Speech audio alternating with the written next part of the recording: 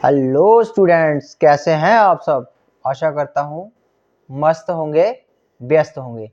आज हम चैप्टर करेंगे चैप्टर नंबर 1 मैथ का, क्लास 8 का रैशनल नंबर्स का इंट्रोडक्शन पार्ट करेंगे। आज इस चैप्टर में हमने इंट्रोडक्शन पार्ट लेना है फुल चैप्टर का। तो इस चैप्टर में क्या है, रैशनल नंबर्स क्या होते हैं, उससे पहले रैशनल नंबर्स को समझने से पहले हम क्या करेंगे, हम जो है वो पढ़ेंगे नेचुरल नंबर्स। तो नेचुरल नंबर्स क्या होते हैं, ऐसे नंबर जो 1 2 3 4 5 6 दैट इज काउंटिंग नंबर्स। ऐसे नंबर जो 1 से स्टार्ट हो रहे हैं और इन्फिनिटी तक जाते हैं, अनगिनत नंबर हैं। हम छोटा तो नेचुरल नंबर बता सकते हैं, लेकिन जो बड़ा नेचुरल नंबर है वो हम प्रेडिक्ट नहीं कर सकते। तो ये स्टार्ट होते हैं 1 से और गो अप टू इन्फिनिटी। इसी तरीके से आगे आ जाता है होल नंबर। होल नंबर्स में क्या आता है, 0 1 2 3 4 5 6 7 which are starting from 0. Rest of them are all natural numbers, but 0 is the smallest whole number and go up to infinity. ये भी अंतिम इन्फिनिटी तक जाते हैं। उसके बाद बच्चों हमारे पास आ जाता है इंटीजर्स। इंटीजर्स में क्या आता है, जितने भी नेचुरल नंबर्स है वो सारे इंटीजर्स हैं, जितने भी होल नंबर्स है वो सारे इंटीजर्स हैं, और उनके नेगेटिव रूप जो भी हैं वो भी होल नंबर सारे इंटीजर्स में आते हैं। जैसे 2 है, उसका नेगेटिव हो गया -2, वो भी इंटीजर है। 10 है, उसका नेगेटिव हो गया -10, वो भी इंटीजर है। 5 है, उसका नेगेटिव हो गया -5, वो भी इंटीजर है। तो एग्जांपल आ गए इंटीजर्स की, natural numbers and whole numbers plus their integers, for example plus their negative. For examples जो हम एग्जांपल्स ले रहे हैं, -3 -2 1 -1 0 1 2 3 4 सो ऑन। रैशनल नंबर्स होते हैं जो p/q फॉर्म में होते हैं, जिनका जो क्या होते हैं, ऐसे नंबर्स जो p/q फॉर्म में होते हैं उनको रैशनल नंबर्स बोला जाता है। जैसे हम लिखते हैं 14.13, हियर p जो है वो p है, 14 जो है p है, और q जो है वो 13 है। जो q होता है वो इक्वल टू 0 नहीं हो सकता। p जो है वो 0 हो सकता है, जैसे 0.1 लिख दिया तो वो रैशनल नंबर है, लेकिन 1.0 जो है वो रैशनल नंबर नहीं है। अगर हम इसको लिखेंगे तो 1.0 जो होता है वो नॉट डिफाइंड होता है, इसलिए हम इसको जो है रैशनल नंबर नहीं लिख सकते। तो जितने भी इंटीजर्स है वो सारे रैशनल नंबर्स हैं। जैसे -3.1 लिखा रैशनल नंबर, -2.1 लिखा रैशनल नंबर, -1.1 लिखा रैशनल नंबर, 0.1 लिखा रैशनल नंबर, 1.1 लिखा रैशनल नंबर, 2.3 लिखा रैशनल नंबर, 3.3 लिखा rational number, and so on. There rational numbers are unlimited in nature.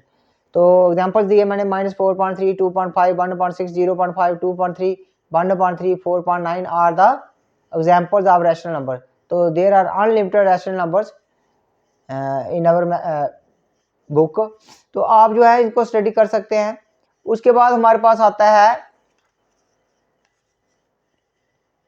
Rational number जो होते हैं वो क्लोजर प्रॉपर्टी में बताना है आपने कि रैशनल नंबर्स कैसे होते हैं। तो जो closure property of rational numbers है, एडिशन में क्या होता है कि अगर मान लेते हैं कि a/b + c/d किया जाए तो वो भी रैशनल नंबर बनता है। जैसे हम ले लेते हैं 4.5 + 1.5, इनको आपने प्लस किया, एलसीएम निकाला, 5 आया, 4 और 1 6 हो गया, सॉरी 4 और 1 5 हो गया। इधर 2 ले लेते हैं, सॉरी 2 ले लो, तो हम 2 ले सकते हैं। 4.5 + 2.5, तो एलसीएम निकाला आपने तो क्या आया है, 5 एलसीएम आ गया, 4 + 2 किया 6 हो गया। 6 is also a rational number. तो 6 जो है वो हमारे पास क्या है, 6.5 जो है वो भी रैशनल नंबर है। इसी तरीके से एग्जांपल लेनी है 3/2 + 1/4, तो एलसीएम इसका आ गया 4, तो 2 2 जा 4, 2 3 जा 6, 6 + 1 किया तो 7 आ गया, 7 is also a rational number. तो 7.4 जो है वो भी क्या आ गया, हमारे पास रैशनल नंबर आ गया। ऐसे ही सब्ट्रैक्शन की बात करें तो सब्ट्रैक्शन में क्या होता है, a/b - c/d जो होता है वो भी एक रैशनल नंबर है। जैसे 4.5 - 3.5 किया आपने तो वो 1.5 आता है, वो रैशनल नंबर है। ऐसे 2.3 - 4.3 किया तो ये -2.3 आया, वो भी एक रैशनल नंबर है। लेकिन जब मल्टीप्लिकेशन की बारी आती है तो इस तरीके से मल्टीप्लिकेशन में भी आप ले लेते हैं 2.3 × 4.3, 2 4 जा 8, 3 3 जा 9, ये भी एक क्लोजर प्रॉपर्टी जो है रैशनल नंबर में एग्जिस्ट करती है। ऐसी इसी तरीके से 1.5 × 2.3 लिया आपने तो इसमें भी 2 1 जा 2, सॉरी 2 आना था, 2 1 जा 2 और 2 बजा 2 अपॉन 15 आया, तो ये भी हमारे पास क्या है, एक रैशनल नंबर है। तो हमने देखा कि जो क्लोजर प्रॉपर्टी होती है एडिशन में भी होल्ड करती है, एग्जिस्ट करती है, सब्ट्रैक्शन में भी एग्जिस्ट करती है, मल्टीप्लिकेशन में भी एग्जिस्ट करती है, डिवीजन में भी जो है ये रैशनल नंबर की जो ये होती है।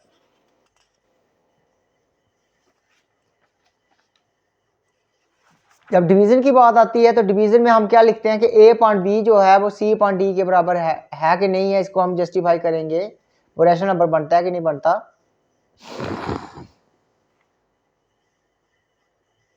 सॉरी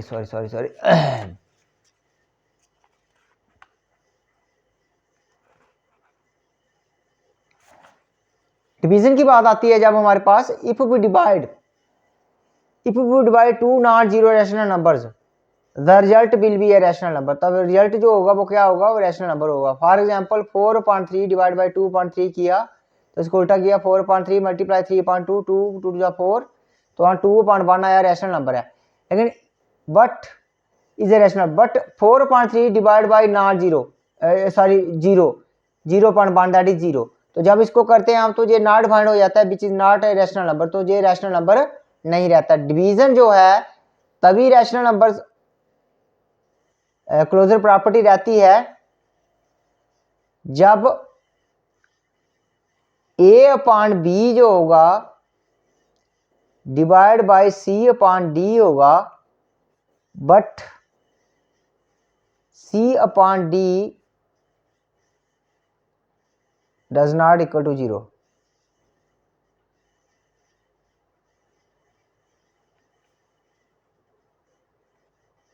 जो c अपॉन डी होगा उनमें से कोई 0 नहीं होगा, ना c 0 होगा ना d 0 होगा, तभी जो है ये डिवीजन में भी क्लोजर रहती है। तो हमने ये पढ़ा इसमें कि एडिशन जो है closure property of rational number जो है उसमें एडिशन में भी क्लोजर प्रॉपर्टी रहती है, सब्ट्रैक्शन में भी रहती है, मल्टीप्लिकेशन में भी रहती है। लेकिन जब डिवीजन की बात आती है, if we divide two non zero rational number the result will be a rational number, अगर दो नॉन जीरो रैशनल नंबर को हम डिवाइड करते हैं उनमें से एक भी जीरो ना हो तो रिजल्ट जो होता है हमारे पास रैशनल नंबर रहता है। लेकिन अगर उनमें से भी एक जीरो हो गया तो रिजल्ट जो होता है वो नॉट डिफाइंड हो जाता है। सी अपॉन टू एग्जाम्पल देके समझाया मैंने आपको, तो वो रिजल्ट वह जीरो हो जाता है, नॉट डिफाइंड हो जाता है। तो इसलिए उस केस में जो है डिवीजन के केस में जो है जो क्लोजर प्रॉपर्टी जो है एग्जिस्ट नहीं करेगी, एप्लीकेबल नहीं रहेगी जब ये नॉन जीरो आएगा, जब ये जीरोज आएंगे। सी आर डी जो है उनमें से कोई भी एक जो है जीरो हो गया तो। उसके बाद आता है कम्यूटेटिव प्रॉपर्टी। तो कम्यूटेटिव प्रॉपर्टी में क्या है, कम्यूटेटिव प्रॉपर्टी ऑफ एडिशन, जैसे एग्जांपल लेते हैं a अपॉन b जो होता है वो प्लस c अपॉन d के बराबर होगा, is equal to c upon d जो है a plus a upon b के बराबर होगा। एग्जांपल लेते हैं 2.5 प्लस 3.5 जो होगा वो 3.5 प्लस 2.5 के बराबर होगा, कि मतलब इनकी जो पोजीशन है वो चेंज करनी है लेकिन साइन जो है वो सेम रहेंगे। तो ये आ गया आपके पास 8.5 इक्वल टू 8.5। तो कम्यूटेटिव प्रॉपर्टी जो होती है एडिशन में वो एग्जिस्ट करती है। ऐसे ही मल्टीप्लिकेशन की बात करें तो a point B multiply c point D है equal to c point D multiply a point B है। एग्जाम्पल के द्वारा सेट करेंगे तो 2.5 मल्टीप्लाई 3.5 है इजिकल टू 3.5 मल्टीप्लाई 2.5 है। तो ये भी क्या आया हमारे पास 2 3 6 5 5 25, तो 6.25 जो है इसमें भी कम्यूटेटिव प्रॉपर्टी जो है एग्जिस्ट करती है मल्टीप्लिकेशन में भी। जब सब्ट्रैक्शन की बात आती है तो a point B minus c point D को आप चेक करेंगे, मान लेते हैं आपने 2.5 लिया माइनस 3.5 लिया तो आंसर आया माइनस 1.5। लेकिन उसी तरीके से आपने c पॉइंट डी को पहले लिख लिया और माइनस a पॉइंट बी को बाद में लिखा, तो इसमें आया 3.5 को पहले लिखा माइनस 2.5 किया तो एलसीएम आया 1.5। तो माइनस 1.5 जो होता है वो आपका 1.5 के बराबर नहीं होता, it is not true for subtraction, इसलिए जो है कम्यूटेटिव प्रॉपर्टी जो है सब्ट्रैक्शन के लिए एप्लीकेबल नहीं है। उसके बाद आता है डिवीजन के लिए। तो डिवीजन में भी क्या है, a point B divide by c point D आपने चेक करना है कि ये बराबर है कि नहीं है। तो a पॉइंट बी मान लेते हैं 4.3 है डिवाइड बाई 2.3 किया तो इसको उल्टा किया हमने क्योंकि डिवीजन में जब हम सॉल्व करते हैं आगे तो मल्टीप्लिकेशन लगा के जो है अगली वाली टर्म को उल्टी कर देते हैं, आपको पता भी है। 4.3 मल्टीप्लाई 3/2 है, तो इस तरीके से 4.3 जो है वो 3/2 के बराबर आ रहा है। मल्टीप्लाई 3/2 तो 3 कट गए, 2 के साथ 2 कट गया तो 2.1 आया। इसी तरीके से राइट हैंड साइड को देखते हैं, 2/3 मल्टीप्लाई 3/4 हो गया, उल्टा हो गया तो 2 बन जा 2, 2 2 जा 4, तो ये 3 और 3 कट गया, 1/2 आया। तो 2/1 जो है वो 1/2 के बराबर नहीं होता है, it is not true for division. तो commutative property works on addition multiplication but not applicable for subtraction और डिवीजन एंड डिवीजन। ना तो एप्लीकेबल है सब्ट्रैक्शन और डिवीजन के लिए एप्लीकेबल नहीं है। उसके बाद आता है कम्यूटेटिव प्रॉपर्टी के बाद आता है एसोसिएटिव प्रॉपर्टी। तो एसोसिएटिव प्रॉपर्टी में क्या है,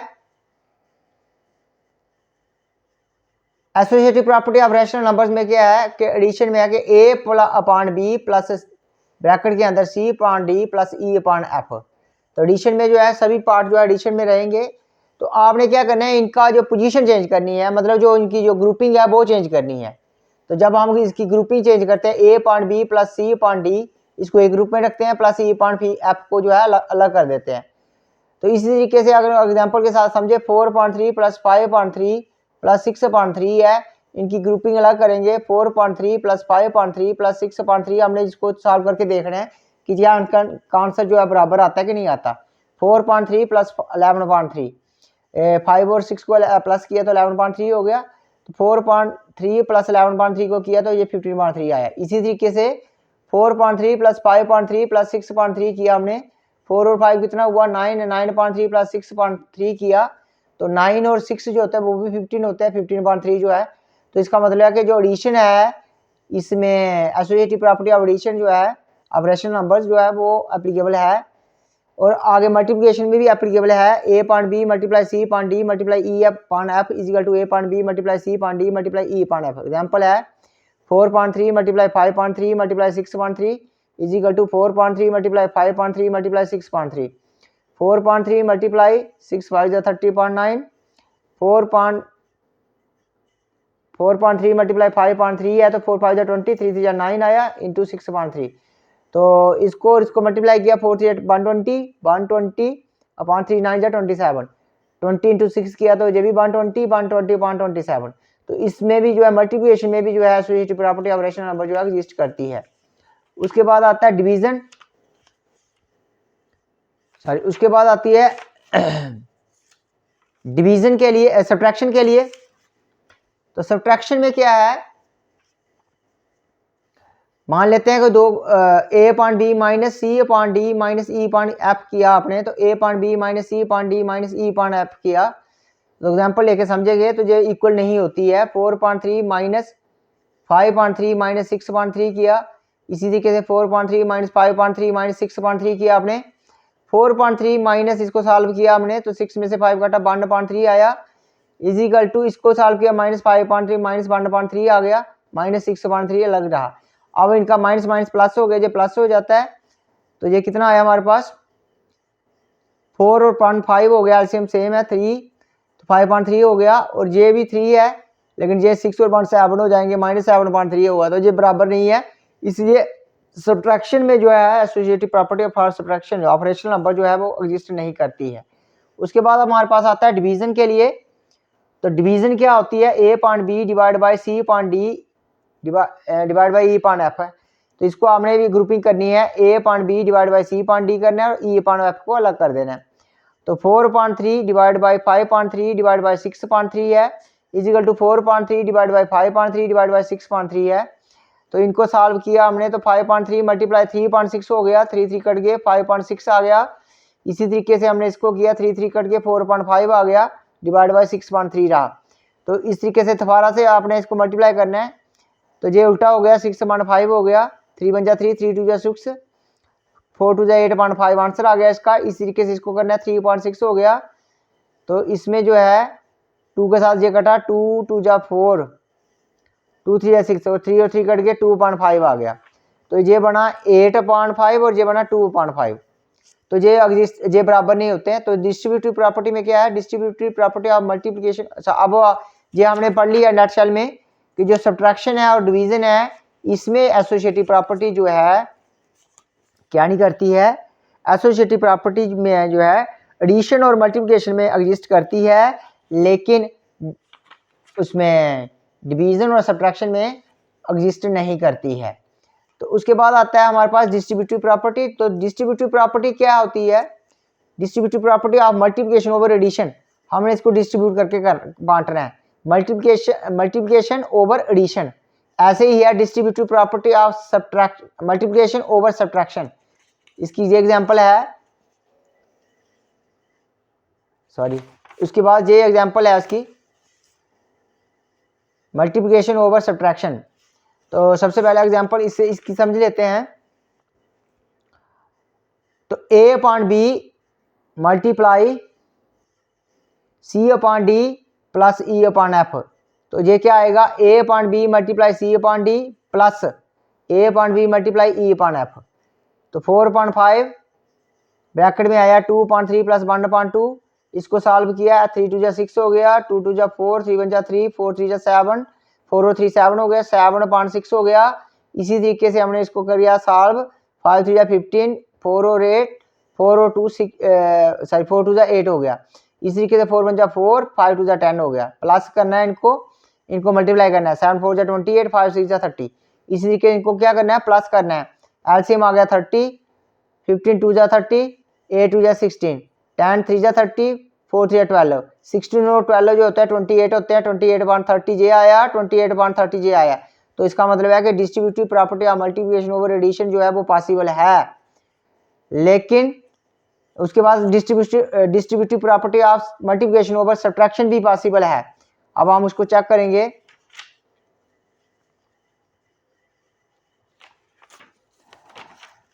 जे दिया है, उसके बाद a upon B multiply c upon D minus e upon f। a upon B multiply c upon D minus a upon B multiply e upon f। तो एग्जांपल के साथ समझेंगे इसको भी हम। तो ये एग्जांपल आ गई इसकी, 4/5 मल्टीप्लाई 2/3 माइनस 1/2। तो इसको किया 4/5 multiply 2/3 minus 4/5 multiply 1/2।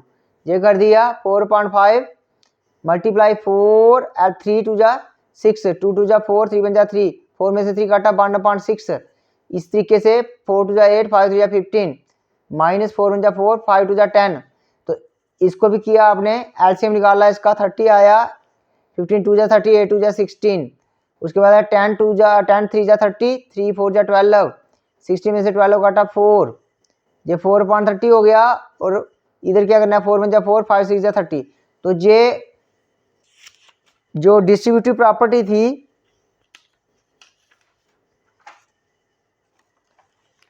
Distributive property of multiplication over addition और distributive property of multiplication over subtraction, ये दोनों एग्जिस्ट करती हैं रैशनल नंबर के लिए। तो उसके बाद आता है हमारे पास एडिटिव इनवर्स आता है। तो एडिटिव इनवर्स में क्या है कि a upon b is a rational number, then its additive inverse is minus a upon b होगा। अगर मान लेते हैं कि कोई 5/4 एक रैशनल नंबर है, तो उसका एडिटिव इनवर्स जो होगा वो -5/4 होगा, मतलब उसके साइन को चेंज कर देना है। अगर मान लेते हैं 2/3 है, तो इसका एडिटिव इनवर्स क्या होगा, -2/3 होगा। अगर मान लेते हैं -7/9 है, तो उसका एडिटिव इनवर्स जो होगा वो 7/9 होगा। तो इनके साइन जो है वो क्या करने हैं, आपने चेंज करने हैं। तो उनका जो सम करेंगे तो वो 0 के बराबर आता है, that is -a/b plus a/b जो होता है वो 0 होता है। तो एडिटिव इनवर्स क्या होता है, वो इक्वल टू 0 होता है। रैशनल नंबर्स का पॉजिटिव माइनस नेगेटिव किया तो वो क्या होता है, 0 के बराबर होता है। उसके बाद आता है हमारे पास मल्टीप्लिकेटिव इनवर्स। तो मल्टीप्लिकेटिव इनवर्स में क्या है कि its reciprocal, multiplicative inverse is equal to its reciprocal. मान लेते हैं कि 4/5 है, तो इसका रेसिप्रोकल जो आएगा वो 5/4 होगा। अब इन दोनों को आपने मल्टीप्लाई करना है, 4/5 मल्टीप्लाई 5/4, तो इनका जो आंसर आएगा वो 1 के बराबर आएगा। तो ये आ गया हमारे पास मल्टीप्लिकेटिव इनवर्स। जो P पान Q है तो वो किसके बराबर आ रहा है, Q पान P के बराबर आ रहा है। जहाँ A है तो वो उसका मल्टीप्लिकेटिव इनवर्स जो है 1/A आएगा। उनको जब मल्टीप्लाई करेंगे तो आंसर 1 आता है। जब 2/1 है तो उसका मल्टीप्लिकेटिव इनवर्स 1/2 आता है, तो काट के हमारे पास आंसर 1 आता है। उसके बाद ये टॉपिक है E के बाद F टॉपिक है, E F G टॉपिक है representation of rational numbers on A number line. अब नंबर लाइन के ऊपर कोई रैशनल नंबर्स को है, नंबर लाइन के ऊपर आपने रिप्रेजेंट करना है। मान लेते हैं कि एक हमारे पास नंबर लाइन है,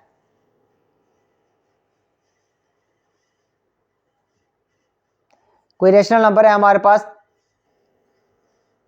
-5/8। मान लेते हैं ये नंबर है 5/8 है। इसका मतलब क्या हो रहा है कि ये जो डिनोमिनेटर है वो बड़ा है और न्यूमरेटर जो है वो कम है।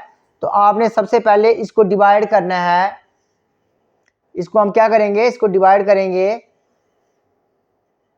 5 के साथ, 5 को 8 के साथ। तो जहां आएगा 0, जहां 0 लग गया, 5 ऊपर से द्वारा लगा पॉइंट, तो क्या आया 50 हो गया। चलो इधर 4 लिखते हैं हम, 5 को रहने देते हैं, कॉम्प्लिकेटेड हो जाएगा। 4 लिखते हैं, मान लेते हैं जो 4 है, 4/8 है, 4/8 है। तो इसको जब करेंगे तो ये 40 हो गया, तो 5 जब 40 हो गया। तो इस तरीके से जो है 0.5 आया। तो 0.5 जो होता है वो किसके बीच में आ रहा है, वो 0 और -1 के बीच में आ रहा है। तो इनके बीच में हमने जो है इस नंबर लाइन को रिप्रेजेंट करना है। तो सबसे पहले हम क्या करेंगे, ये मान लेते हैं हमारा 0 है, जहां हमारा 1 आ गया, जहां हमने 0 से लेके -1 तक का वो इक्वल डिस्ट्रीब्यूशन करनी है और इसके बीच में 8 पार्ट करने हैं। कितने पार्ट करने हैं, 8 पार्ट करने हैं। तो ये आएगा 1 2 3 4 5 6 7 और ये 8, मान लेते हैं ये 8 आ गया। 1 2 3 4 5 6 7 8, 1 2 3 4 5 6 7 और ये वाला ये मान लेते हैं ये 8 है, इसको छोड़ देते हैं।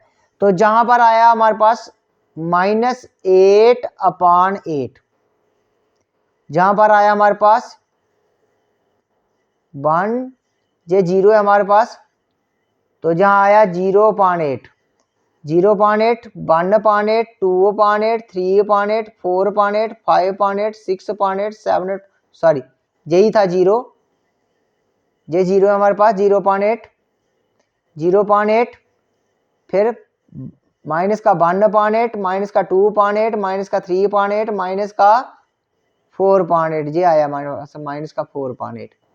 तो इस तरीके से हमने जो है ये जो नंबर आ रहा है बीच में, ये जो है रिप्रेजेंट कर रहा है नंबर लाइन को -4/8 को। आई थिंक आपको समझ आया होगा। अगर नहीं आया तो एग्जांपल और लेते हैं, यही वाला एग्जांपल लेके समझते हैं हम। ये एक नंबर लाइन है हमारे पास, तो -2.5 को रिप्रेजेंट करना है हमने। तो हम क्या करेंगे, 0, ये हमारे पास 1 आ गया। तो जहां पर हम बराबर डिस्ट्रीब्यूशन से पॉइंट लगाएंगे, 1 2 3 4 और ये 5 आ गया। तो मतलब जहां से लेके जहां तक ये 0 है और ये आ गया आपके पास 1 और ये आ गया आपके पास -1। अब हमने 2.5 लिखना है। तो ये 0.5 आया, ये 1.5 आया, ये 2.5 आया, ये 3.5 आया, ये 4.5 आया और ये 5.5 आया। ये हमारे पास है -5.5 और ये हमारे पास आया 0.5 और ये हमारे पास आया 1.5 माइनस का।